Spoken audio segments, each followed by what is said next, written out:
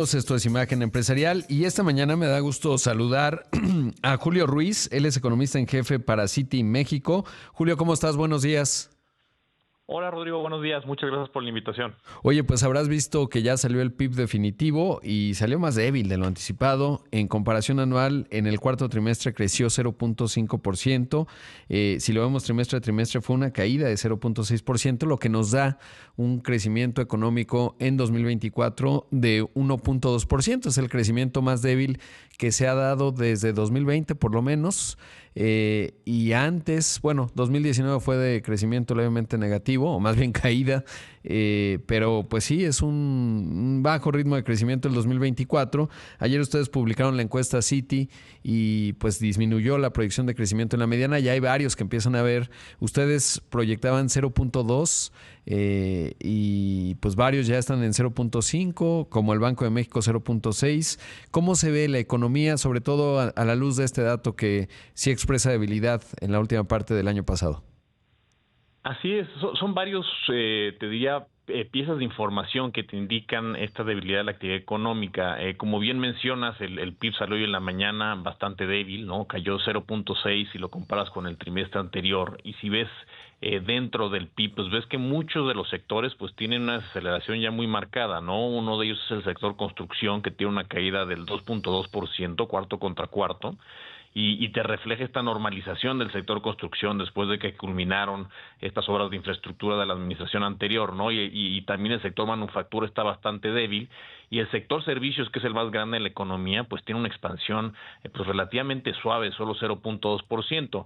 Y ahora, pasándome a lo que mencionas de la encuesta Citi de Expectativas México, pues también es otro punto a resaltar, ¿no? Antes se tenía un consenso de 1%, ahora de 0.19%. Le sumamos también que Banco de México lo redujo a 0.6% desde 1.2%, y de nuestro lado nada más hay una corrección. Nosotros tenemos 0.8% Ah, para ya, 2025, claro. que igual es un crecimiento débil, ¿no? Pero vamos, todo te apunta es que es una deceleración muy clara hacia adelante, ¿no? Es que estaba viendo el de sus hermanos y me quedé con la inercia de ello, Exacto, sí. pero pues sí, ¿no? Y ya viendo pues la lista, que algo que me gusta mucho de la encuesta Citi, pues es que podemos ver quién dice qué, ¿no? Y es interesante Exacto. ese componente. Ahora, esto nos lleva a que en política monetaria pues prácticamente es unánime. No es muy común ver en la encuesta que ustedes publican desde hace mucho tiempo eh, que haya una visión unánime en términos de la política monetaria, y casi todos, bueno, obviamente todos ven recorte en marzo, pero la gran mayoría están viendo 50 puntos base, ¿no? Alguno que otro 25 puntos base. Quizás no vieron las declaraciones de la gobernadora del Banco de México en el informe trimestral de inflación, porque pues todo parece que va hacia allá, ¿no? 50 puntos base de recorte en marzo. Así es, me parece que telegrafiaron bastante claro el mensaje de Banco de México, ¿no? Desde el comunicado que tuvimos, que decía que iban a considerar un recorte en la magnitud similar, ¿no? De 50 puntos base. Y dos, lo que mencionas, tanto de las minutas, ¿no? Como del informe de inflación. El informe de inflación, los mensajes bastante paloma que dieron, y las minutas donde se ve que al menos 4 miembros están dispuestos a recortar 50 puntos base en la siguiente reunión. Entonces creo que eso refleja justamente lo que muestra la encuesta de expectativas, ¿no? Que la mayoría, casi contundente, espera un recorte de 50 puntos base para la reunión de marzo. Y Exacto. otra cosa que resaltaría también es que la tasa de política monetaria de final de año para 2025 también está bajando un poco, ¿no? Antes se tenía un 8.50% para final de 2025, y ahora se tiene un 8.25%. Claro, sí, si quieren escuchar al miembro que es el único que piensa que no hay que recordar 50 puntos base, escuchen el podcast, ¿no? Entrevisté a Jonathan Heath y ahí dice muy claro por qué, ¿no? Cuáles son sus razones. Y bueno, la cito, dice Jonathan, bueno, pues como ya estamos en el rango, la inflación está en 3.59% en enero, pues ahora viene la hora de la verdad, ¿no? Cuando, si sí la llevamos a 3% o no, y eso, bueno, tendría que ser con una mayor cautela, pero claramente estamos viendo una desaceleración y esto va evolucionando con los datos. Y eso te quiero preguntar, Julio, ¿qué estás viendo en enero? Por un lado, por ejemplo, pues se ve la venta de coches nuevos, un buen dato, me sorprendió, pero si uno ve las ventas de la ANTAD, pues se ven débiles ya si consideramos la inflación, muy débiles de hecho. ¿Cómo estás viendo el arranque y lo que ya tenemos de datos hasta hoy? Claro, pues mira, tenemos como los datos que mencionas son muy buenos como para evaluar cómo podrá venir la actividad económica. Pero el que yo me enfocaría, que lo publicaron hace unos días también, es este indicador flash que publica el INEGI, que muestra que el crecimiento para enero podría ser de alrededor del 0.1% mes contra mes, que es algo bastante suave si consideramos que el crecimiento de diciembre del IGAE pues fue negativo en la magnitud prácticamente de 1.1%, ¿no?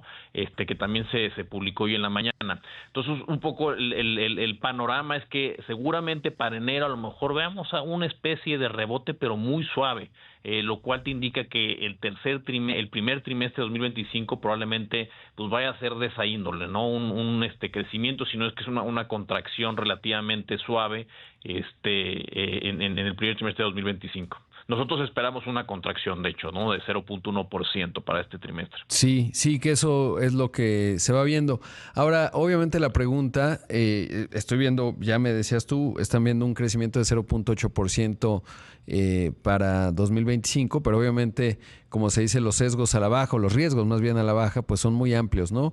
¿Qué tanto están viendo en lo que se refiere a la actividad industrial y particularmente la manufactura, el efecto Trump? Obviamente también citaría, y eso yo creo que sí ha influido en la segunda mitad del año pasado, pues la reforma constitucional al Poder Judicial, que platicando con distintos actores, ustedes pues también lo hacen mucho, pues sí es un factor que inhibe, ¿no?, la inversión. Pero entre estos dos factores, ¿cómo están viendo, digamos, en la consistencia de los datos este aspecto?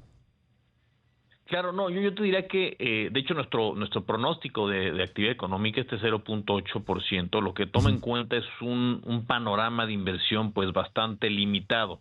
¿Qué lo está limitando? Pues justo a lo que mencionas, ¿no? Uno es los cambios al marco institucional desde el año pasado que te generan incertidumbre, pero dos, también el futuro de la política comercial México-Estados Unidos, ¿no? Entonces, en la medida que no hay claridad de si nos ponen tarifas o el review que se tiene del Tratado de Libre Comercio en 2026, pues seguramente van a haber retrasos en las decisiones de inversión y eso se va a notar mucho más claramente en 2025, ¿no? Entonces, seguramente estaremos viendo una inversión relativamente suave o débil en este año, y eso es lo que refleja en parte este pronóstico que tenemos de 0.8% para 2025. Claro, el tipo de cambio esta mañana está en 20.32, ustedes en Citi lo están viendo para el cierre en 20.75, y si ha sido inusitada esta, bueno, por lo menos para mí, la fortaleza del peso. Parece que hay zonas de soporte, esto en parte sí es suma cero, ¿no? Digamos, hay que ver a los otros mercados emergentes, y ahí México destaca por esta fortaleza, y entonces 20.75 es más o menos lo que, no más o menos, es puntualmente lo que están proyectando. Sí, y hay un comentario, me parece que el peso o lo que está reflejando esta fortaleza del peso también en parte es que no se creen mucho las amenazas de Trump. ¿A qué me refiero? El peso me parece que lo que está viendo es algo más transaccional y no es algo que realmente sea permanente, ¿no? Por ejemplo, hablando de las aranceles estos del 25%, seguramente estará pensando que es algo más para negociar con migración o el tema de los flujos de drogas, más allá de que sí queden de manera permanente, y por eso vemos que los niveles del tipo de cambio pues no se han explotado mucho, ¿no? Cuando hemos visto estas declaraciones, obviamente en la medida que las amenazas se vuelvan un poco más reales, podríamos estar viendo este tipo de volatilidad en el tipo de cambio. Nosotros ese tipo de cambio que mencionas lo vemos, de hecho, en la medida que estos riesgos empiecen a desvanecerse, podríamos estar viendo ese nivel hacia final del año, ¿no? Claro, pues muy completo el análisis. Ustedes ven 8% hacia final del año, que bueno, la encuesta lo ve un poquito más arriba, 8.25, pero pues es obvio que estamos en un ciclo bajista en términos de las tasas de interés del Banco de México. Julio, muchas gracias por la entrevista. Claro, Rodrigo. Hasta luego. Buen día. Buen día. Ahí escuchamos a Julio Ruiz, economista en jefe para Citi México.